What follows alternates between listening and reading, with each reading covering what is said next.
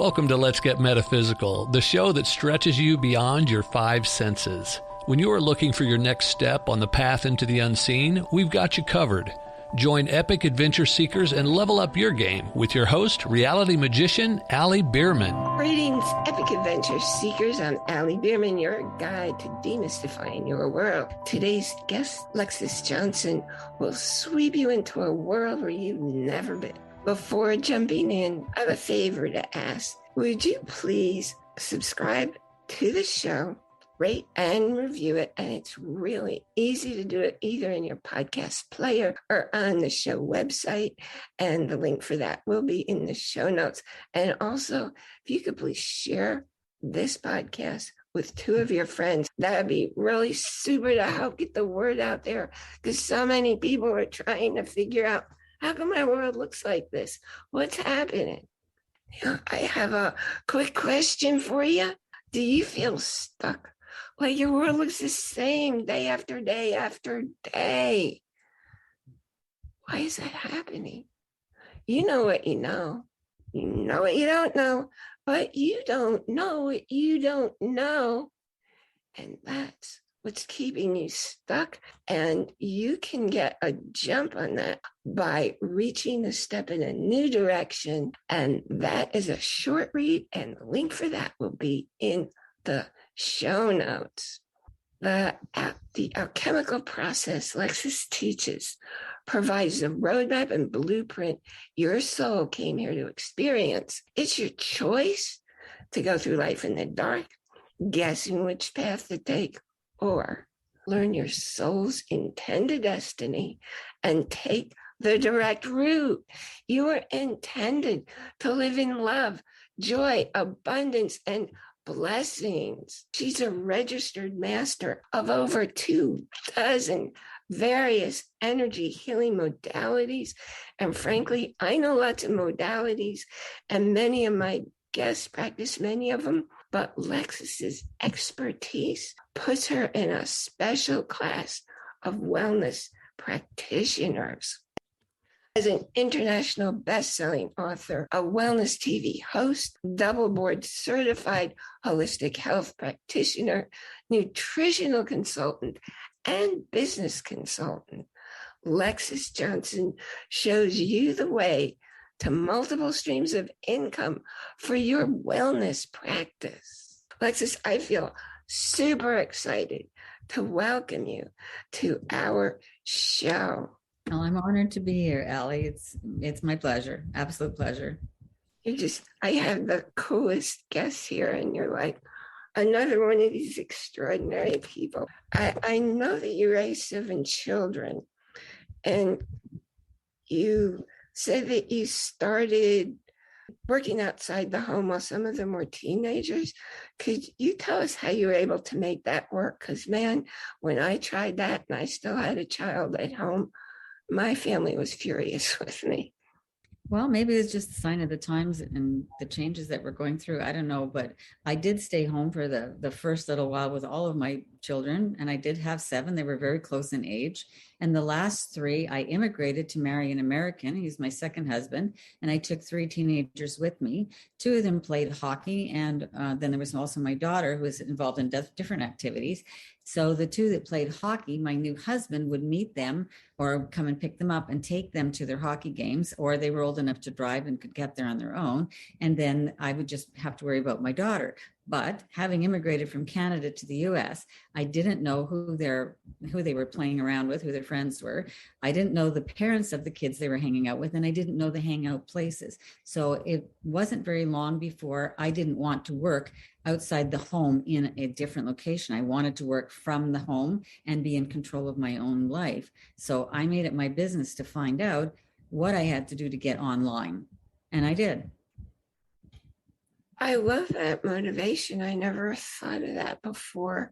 So you could keep track of everything you just mentioned, but you figured out, and not just anybody can figure out how to do a viable business, especially 20 years ago. Mm-hmm. How did you find everything you needed 20 years ago to make that happen? Well, I made every mistake under the sun. So what I do today is because of what I did back then. But I grew up in a family business, so I was very lucky. I got to understand how to sell, accounts payable, accounts receivable, like basically everything there was to know about a family business. But they came in the door. So when you work online, there's no door, right? There's no location for them to go to. It's a www place, and if they take a look and they don't like it, they're gone forever. And that doesn't usually happen with a bricks and mortar place because people know what they want and they research before they ever go shopping. So when it's online, people are savvy today and they know what they want as well, but they take one look. And if your message isn't bright and beautiful and big right on the very first page at the very top where they can see it in a couple of seconds, you've lost them forever. So I had to learn what that was. And I was very fortunate to hire a fabulous coach. And I worked with his coaching team. And I did make some dipsy doodle kind of detours and U-turns, but I figured it out. And I made a lot of money online my very first time out. And here I am. Wow, it's like, and I totally get what you're saying because I'll get well over 500 visitors a month to my page, but most of them stay for 8 seconds. So I'm obviously not knowing what they're coming looking for yet. That's why I'm redesigning my site. This might seem like a question, but how do you spend your free time? And I mean, after reading your bio, what free time might be burden?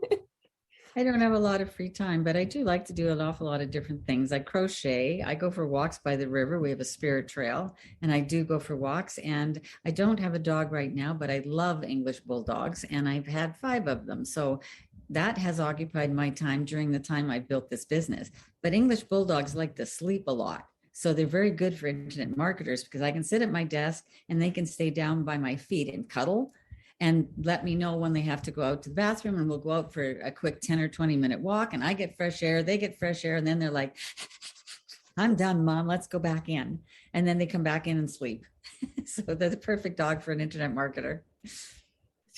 That's really neat. You mentioned earlier when we were talking that, did you say there's a river outside you can see? Yeah, I'm not far from the ocean, and the river drains into the ocean. So it's brackish river. It's brackish water. Brackish meaning it's kind of salty and it's kind of clear. And it's because the ocean has the waves and it flows back up the river. And so the river actually has tides just like the ocean does because it flows that direction. So you can actually see the boats that are docked beside where I'm living, how they are positioned in the water. And then when the tide goes out, they're sitting on the river bottom, and then the tide comes back in and up they go, and now they're bouncing around with the waves again. And that's just right by the shore where it's shallow. It does get a lot deeper. Of course, it is a big river. It's the Fraser River here in Vancouver, BC. That's fun. I have a good friend in New Zealand, and I spent 3 months with her many years ago. And I remember we toured so many places, riding by where the tide was out, just what you described it. That was such a weird thing to me because I'd never seen anything like that. So the boats look like they're sitting on the ground. Yeah, and they are. And it's really crazy. I have a friend that has a houseboat, and he has 2 boats. He lives on the houseboat, and he uses his smaller boat to teach, of all things, water skiing. Now, this river is a river where they cut the logs and they bring the logs back and forth. Wow. And so logs escape. They don't stay in the little, grouping that they're in. So sometimes they escape. So it's really interesting how he goes flying down the river, teaching people how to water ski, and he's dodging logs. And I've gone with him as a spotter. Oh my goodness. Yeah. That's really exciting. Is that fun? Does it get scary when you're spotting? Not that many logs, so it's not scary. It's not scary at all, but it's so exhilarating when it's a hot, sunny day in the summer and you're out in the water, you're just relaxing and enjoying, and then the boat picks up speed and you got a nice little breeze going, and then somebody, is water skiing and they fall, so you have to turn around and go and get them back into the boat, and so you stop and now you get all hot again, and then they get back up and they start water skiing, and now you got the breeze and the water spraying up at you and you get cooled off again. So it's a pretty cool way to enjoy the summer. So I do get to go out and enjoy myself.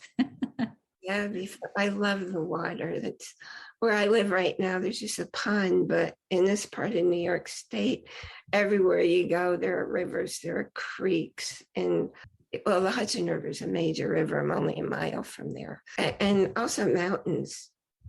I was in British Columbia when I was 16, so it was a very long time ago, in Vancouver. Mhm. And I remember it was such a beautiful place. It's very beautiful here, but it rains a lot. So it's beautiful because we're in a rainforest. And this is one of the only places in the world where you can both snow ski and water ski in the same day, because we have Whistler and Cypress and Grouse Mountain. We have, major mountains, Mount Seymour right here within an hour of the city. Actually, Grouse Mountain's right in North Vancouver. You just go up the mountain a little ways and you're there. And the major skiing resorts are just a couple hours up the Sea to Sky Highway. And if you can go in the morning and go snow skiing, you can literally come back in the afternoon and go water skiing. It's not that far away, really. That's so cool. Beautiful place. For being in the Cascade Mountains in Oregon during the summer and going call it mountain climbing, but it was mountain hiking. And so it was summertime and it was warm and we're walking along and it's snow covered. Yeah. That sounds like it might be a similar environment. That's Pacific Northwest. Yeah, definitely. Northwest. You're going to get snow in the winter. Well, we do too. We've been getting snow here too, and we don't generally get snow in the winter, but the last couple of years, we've had snow that stays. It doesn't just fall and disappear like it used to. It just falls and stays. So we had a white Christmas this year, and it was pretty cold. Oh. Yeah, but weather patterns are changing everywhere, so. Quite dramatically. Yeah, I have some acquaintances who live in the Rocky Mountains. And a couple of days ago, they had a fresh snowfall, a foot of snow. Oh my. Yeah, I'm just so grateful that we finally have springtime. We still have a lot of rain, but at least it's not snow. We need more rain than snow, that's for sure. And it's just constant. It's like ever present, daily, every day during the winter. So the snow was a bit of a respite, but once it comes and the kids build their snowman, then it becomes a chore to have to dig out the snow. And we have lots of snow plows. Like seriously, we only use them 1 or 2 days out of the year, but we bring in all these snow plows and it's crazy. People don't go to work. It's just because they don't have the winter tires, and it's kind of nuts. But then it rains and rains and rains. And here it is May, and it's a rainy, crazy day. We had 2 days in a row with t-shirts and shorts. And now here I am in a turtleneck because today it's cold. Yeah. So you can't pack your winter things away here. You have to really wait until you're in, bringing up the suntan lotion every day before you can put your winter coat away. Yeah, it's not the way I grew up in New York, and the weather is definitely not what it used to be. Yeah, it's changing everywhere. So I'm going to take a quick sponsor break. My story of finding true happiness. I was lying in bed after brain surgery. I couldn't move very much. I couldn't swallow. I was choking even on my own saliva. And I couldn't talk. I couldn't walk. And I was lying there. I was feeling elated, like high, like I had just finished a workout. And I said, universe, how can I feel like this when my body's in this state? And the answer was, this is true happiness. And the universe also told me, I want you to teach people what true happiness is, because it's our default state. And if you're not living in true happiness, it's because you have blocks in the way. So right now, I'm creating a pilot study for a new modality that the universe delivered to me to get you to a place of true happiness, because you don't do it by focusing on what's wrong or what's missing. It's focusing on wellness. So the link for that, and also be special prices while the pilot study's on and space is limited, links for contacting me to get more information on that will be in the show notes. And now I want to get back, because There's so much I could be like here all day asking you about all these fascinating things that you do and you know. Could you please tell us about the alchemical process and how did it come to you? Do you download stuff like I do, or Yeah, definitely. And after your little commercial break, I want to interview you on your program. I mean, that sounds fascinating too. But the alchemical process, I've been all my life. My mother was very psychic. My grandfather on my father's side was as well. So I get it naturally from both sides. I was always able to see auras. I was born with a hearing problem. So I kind of lived in this imaginary world. I was extremely shy. And there are no pictures of me when I was little because I was hiding behind my mother all the time. All the pictures were me hiding until I was a little bit older. And then, I was more active. So I got caught in a picture, but I didn't really pose for them. I was extremely shy and I thought I was an introvert. Now I'm not quite sure what I am, but I started reading a lot of books, just reading, mostly fantasies and imaginary things. And so when these things happened to me, and when I was reading all these books, that was the world to me. I didn't know any better because I couldn't hear what the real world was. And although I could see things, my mother made me feel like that wasn't the way things were. She wanted me to be happy. And so I grew up with mom that was humming and singing all the time and a father that was whistling and happy-go-lucky. So I grew up happy. I had a great childhood. I didn't know any better. And one day when I realized I didn't have the perfect family, I was an adult already. I was about to get married when I realized, people don't treat each other like that in other families, and people don't do this and they don't do that. And I was like, wow, I had no idea. I was so disillusioned. But nevertheless, I started very, very young. I was a teenager when I was learning about astrology, and I've never stopped. It was my absolute favorite thing. And from astrology, I got into reading auras and like all these other things, numerology and tarot reading. And I just sprung off from there. And eventually, when I was living in California, because I'm a Canadian, I was born in Canada. When I was living in California, I was teaching at the Learning Light Foundation in LA about these metaphysical subjects, but I never saw them as a job. I saw them as a hobby because they're not a real job, right? And now, gosh, they are such a real job. The world is waking up, and I'm so blessed and grateful to have all these modalities and trainings under my belt. And the real job that I had has created a foundation for me to allow me to dabble in all these other modalities and be able to play around until I could figure out what the world needs. And now, of all the time in the world, it's the time the world is waking up, and I am needed and you're needed. And there's so many of us that are light workers and light bringers that have these healing modalities. And what we do is we just uncover and provide a space for your body to heal itself. Our natural state is joy and love. Absolutely. And my brother is a retired doctor, and he's always wanting me to do a procedure or a medication. And I went through something where I was worried about not having a doctor, which is unusual for me. And she was very open-minded. So she would ask, would you like to get a prescription for this? Would you like to get that test? And I just said no to all of them. But people are so stuck wanting somebody to heal them.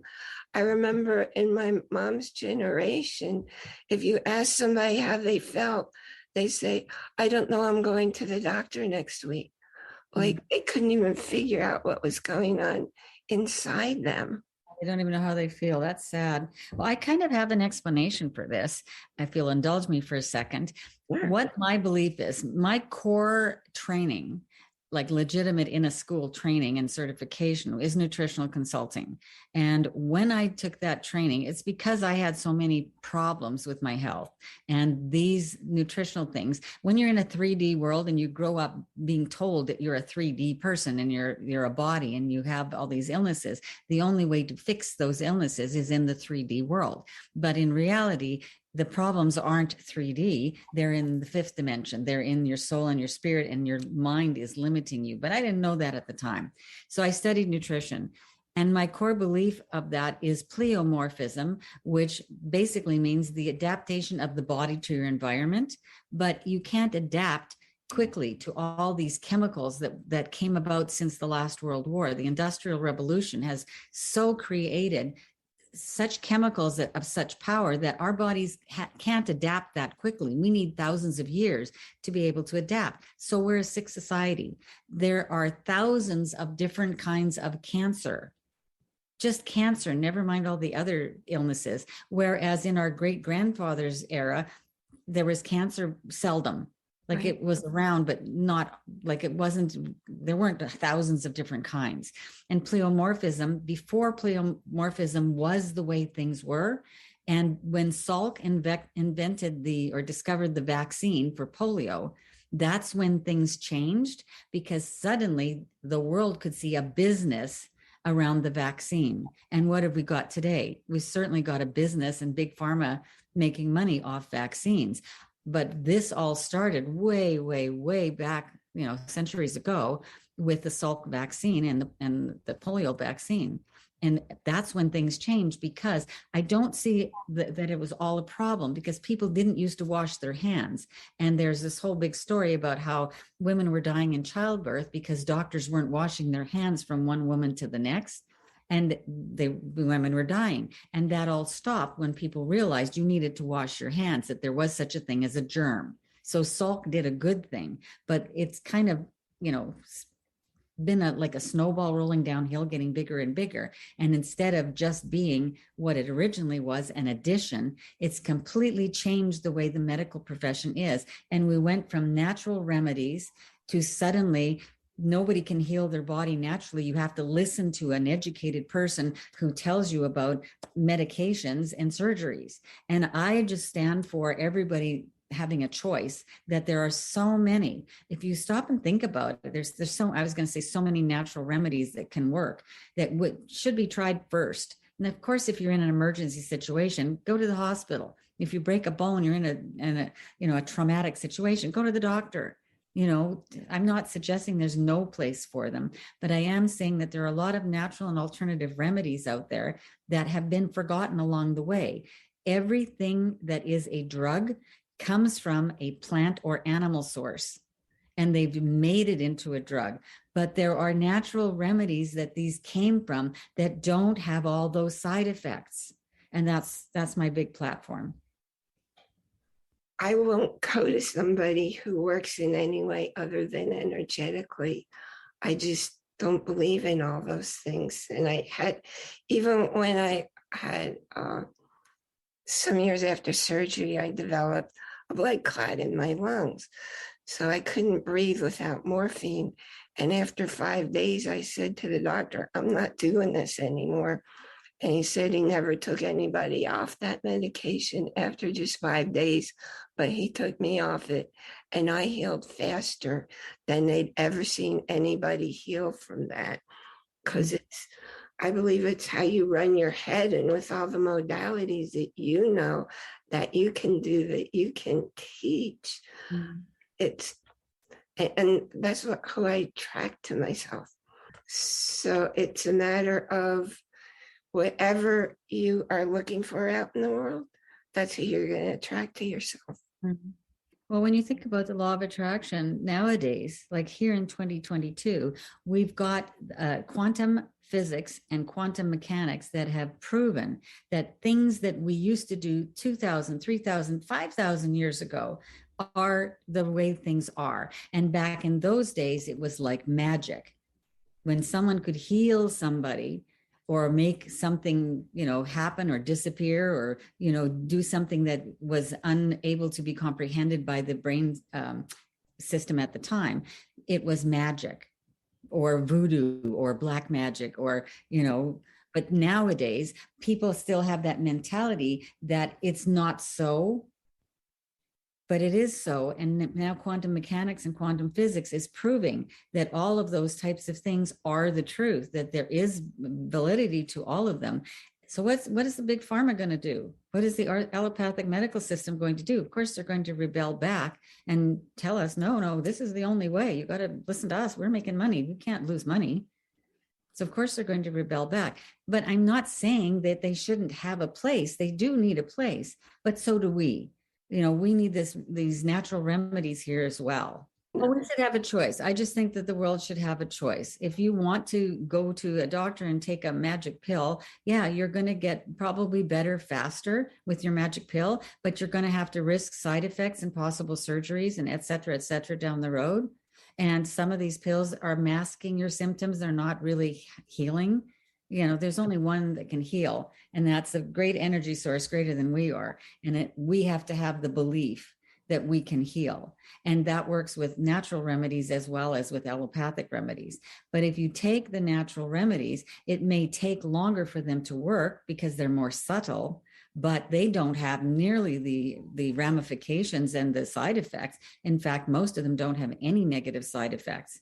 Some of their side effects are that you get happy, that you're elated, that your happiness hormones are elevated. So how is that a bad thing? It isn't. Doctors used to live by the Hippocratic Oath, Yeah.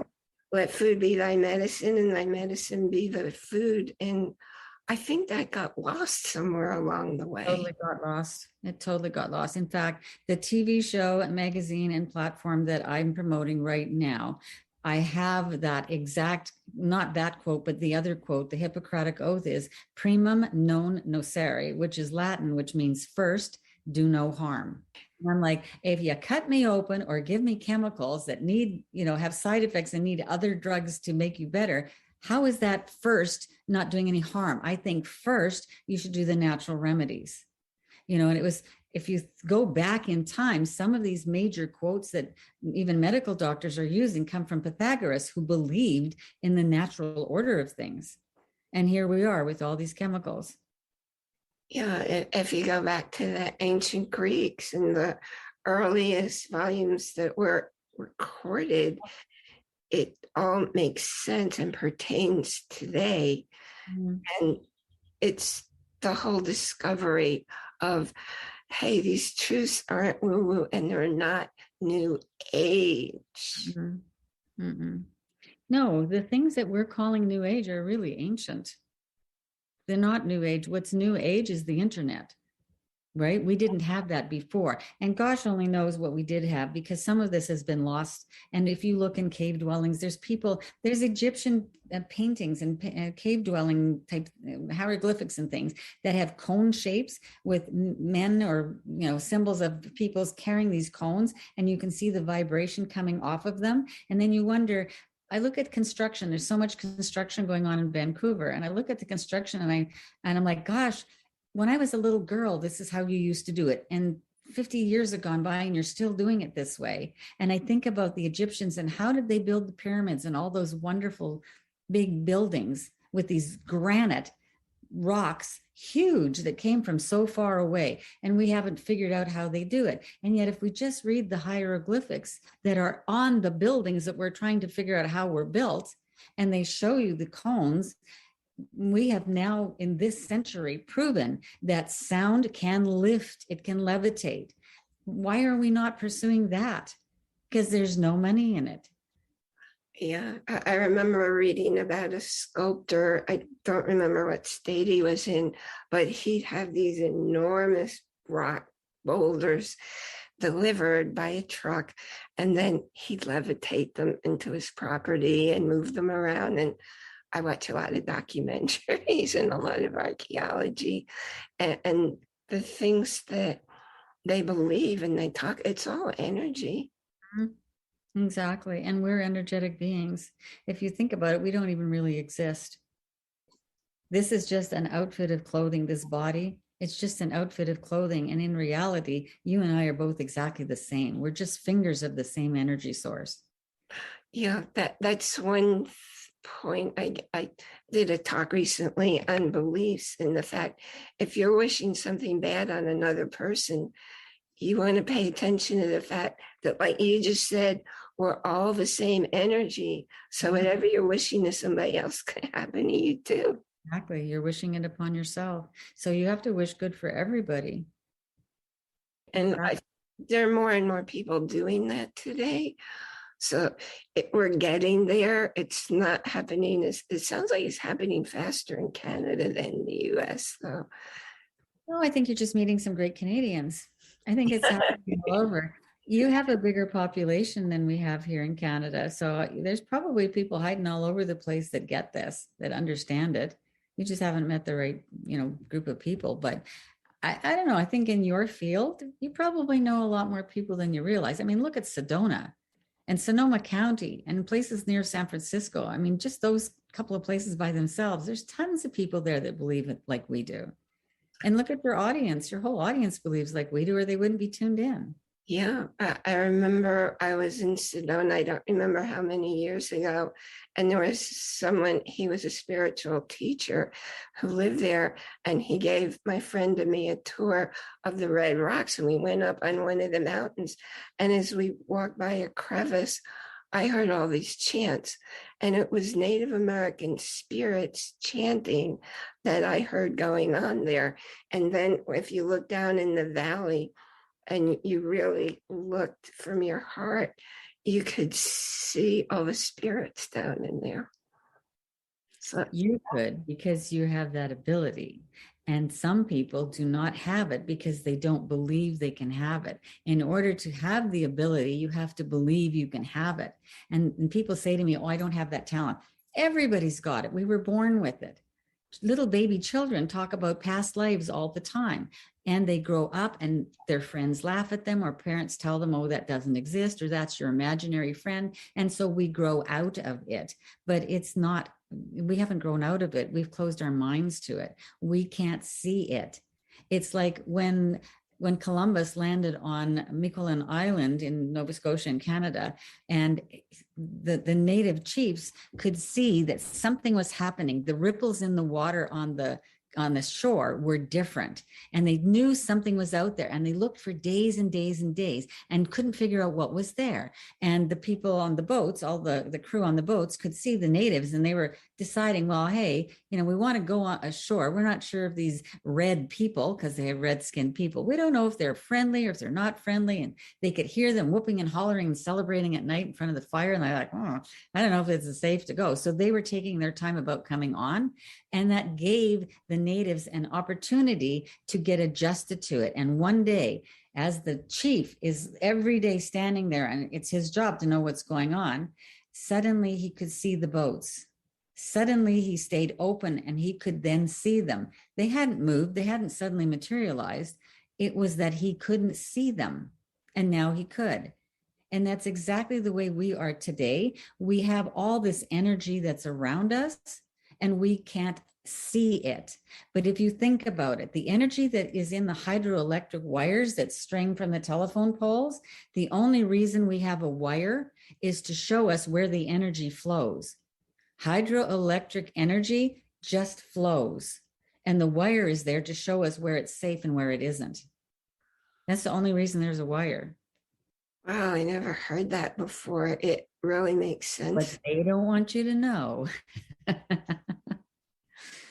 Oh, it's making me think. I once went up in a hot air balloon in Boise, Idaho, and all of a sudden the pilot said, did you notice we just dramatically dropped by 1,000 feet?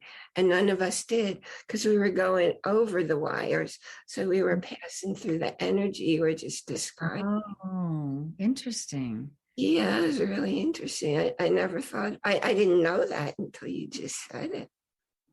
Interesting. Yeah. Yeah. Well, there's a lot of energy in the world that we don't even know about. Because of the internet, and because we have an adventurous spirit, people are discovering and understanding these things and then posting it online. And there are an awful lot of discoveries that we didn't have before. Just like the Mariana Trench. When I was a little girl, nobody ever heard of it. And now we find that it's the deepest place in the ocean. And there's fish down there that we've never seen ever anywhere before. And because of new technology, we're able to get machinery down there and have a look at what's there, even in the blackness. And there are fish down there that have adapted with fluorescence. They're able to create their own light source. And those are some of the fish are depicted in the movie like Little Nemo, where you see the fish with these dangling like this little light in front of his head. That's where that came from, is the Mariana Trench. Hmm. Yeah, see, you wonder what I do in my spare time. Don't even ask me, because I watch all these crazy things on the internet. I do too. I think we have a lot in common. We do, girl. the tube, I don't know what they call them, that are in the darkness and they don't have eyes and they live down in those deep darkness. It's like, but they can see because there's fluorescence. The fish give off a photon that has, like, it emits a light. It's like a little fluorescent light, just like fluorescent light bulbs, exactly the same thing. And they call it fluorescence. And different fish have different colors, but it's all for the same basic reason. So you can see them. And so they can see while they're underwater. wow. I'm enjoying talking with you. And I know you have some other places to be. So what do people generally come to you seeking when somebody's looking for you? Is there something that they're looking for help with? I have some major things that people actually are attracted to me about for business. I've been doing astrology for 5 decades. So for a really long time, I started as a teenager. So there's 4 basic things that they come looking for. And they always ask, where's the money? Like, where do I find the money? How do I get rich, or how do I support myself? Or, like what's going on? Where can I make the most money? And my career or schooling, if they're really young, what is it that I can be doing? What's my soul telling me I'm supposed to do? What would be easier to do career-wise? Where am I struggling? Well, you're probably struggling because you're doing what your parents want you to do instead of what you wanted to do. Go back to doing what you want to do, which is probably what's in your astrology. And then people always want to know, how do I meet Prince Charming? Like, where is this guy? When am I going to meet him? Or Miss, the princess, where am I going to meet her? Or how do I get the guy off the couch to help me with the kids? Basically, now I've got Prince Charming. He's not much of a prince. How do I fix that? Right. And then the last one that most astrologers don't get, that I do because I am allowed to talk about health and wellness, is I have this thing going on in my body. It's not working properly. How do I heal? So those are the 4 major questions. And so I wanted to learn, because I had a lot of, health problems when I was growing up. I was really sensitive to a lot of foods and didn't realize that's what the problem was. So I ended up, at one point, I was pregnant. I had fibromyalgia. I had an embolism. I had pleurisy. I had a blood clot in my lung and an ulcer, all going on at the same time. I really let myself go, but I'm a tough nut. I had babies to look after and a husband to take care of and a household to run. And I wasn't going to give up for anything, but my body said otherwise. And I collapsed one day. They took me to the hospital and the doctor said, well, you're too far pregnant for us to give you the tests, and we can't give you the medications because it would damage the baby. So we'd either cause an abortion or a premature birth, wouldn't be good, or the chemicals we'd give you would damage the baby. So we can't do anything for you. So while I'm laying in the hospital on painkillers, and that can't be good for the baby, a show came on the TV, and it was about a doctor who was talking about food sensitivities, and he'd written a book. And I went, oh, those are all my favorite foods. My husband was going out of town that weekend. I went home and I threw everything out of the pantry and the fridge that doctor had said was a possible problem.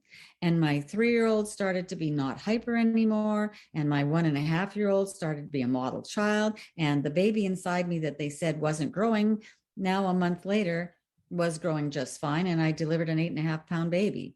I got better. The babies got better. Everybody was happy except the husband. He didn't like that I threw his favorite foods out. My favorite food used to be sesame seeds and tahini. And boy, my body doesn't like me eating it. So it's like, man, I really miss that. But I'm not stupid, so I can eat out there. That's interesting. Usually that's a healthy food. Yeah, you would think. So I've been off it for so many years, I can test and see if it's still not good for me. I know that you have some amazing gifts for our listeners. Would you please share them? Because you'll do a better job explaining them. Yeah, there's 4 gifts there for you. 2 of them are about how to write a book. One is about, are you ready to write a book? And if you open it up and answer the questions, there's pictures in there that show you different kinds of books that I've written. I'm a 2 times international best-selling author, and I have about 50 books that I've written that I didn't even try to make bestsellers because I sell them with my programs. And if you go in and look at that document, you're going to see these are workbooks and these are journals and these are magazines, and they're all different kinds of books. So you can see what they look like and it talks about them.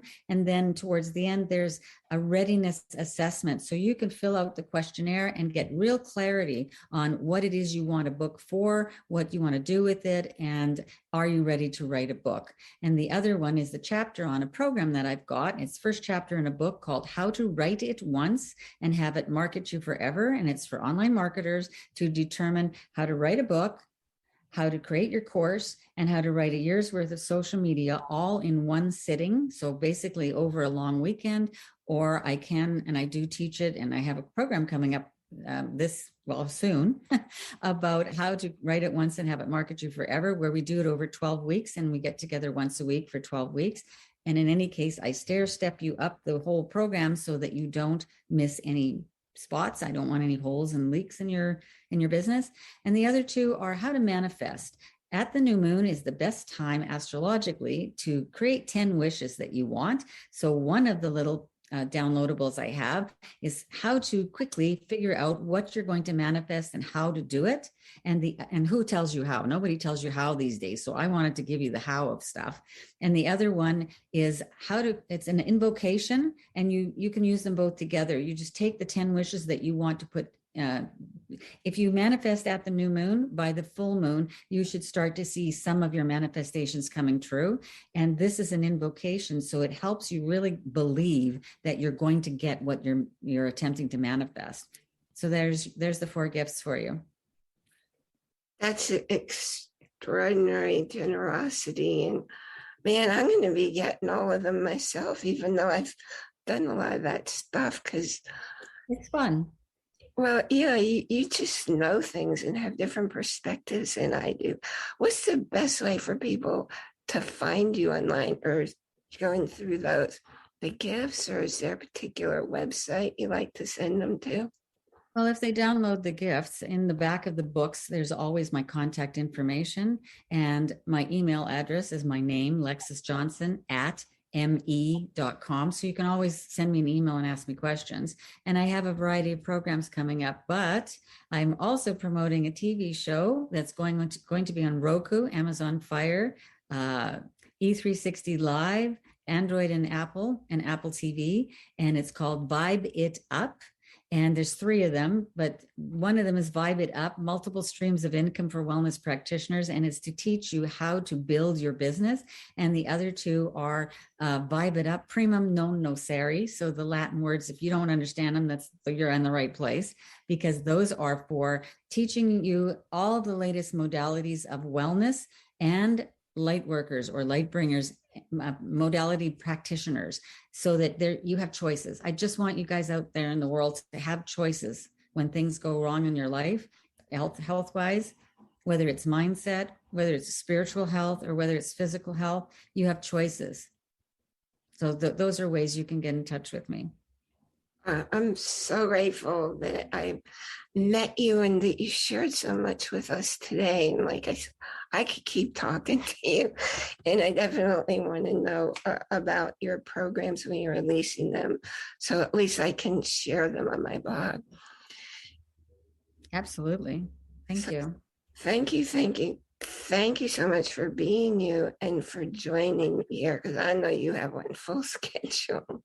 I do. I'm a pretty busy lady. I'm interviewing for speakers for my TV show as we speak. So that's usually what I'm doing right now. But it's been my honor to be here, and I've had so much fun talking to you too. And when you talk to your audience about when you're going to be on my show, that's how people can get in touch with me, because they can just follow you. Okay, that sounds great. So I want to thank all of you for joining us here today. And I trust that you had some awakening moments, perhaps some things you never heard of or thought about before. In the show notes, you'll see the links. Please contact me to see if you're eligible for the pilot program to discover true happiness in your life, because I'll tell you, it changes everything. Remember to pick up your special offer, the Step in a New Direction. And also join in our Facebook group where you'll get more information and make some new friends and see what else is going on that we might not have put enough emphasis on here today. Listen to or watch any episode of the show on our website. And again, please leave a review so that others can find us. Remember to enjoy, that's capital I-N, capital J-O-Y, every moment, because nothing happens outside of you. Everything you see, it's happening in your body. Everything you hear, taste, touch, smell, it's all happening in your body. It's only your awareness, which is who you really are, that can experience all those things. And I will see you here next time. You've been listening to a talk on the wilder side. Thanks for tuning in to Let's Get Metaphysical. Be sure to subscribe so that you don't miss a single episode. And while you're at it, please leave a rating and review and be sure to share it with your friends. Tune in every Monday for more exciting insights and wisdom on life beyond your five senses. Until next time, take a small step in a new direction. Start now.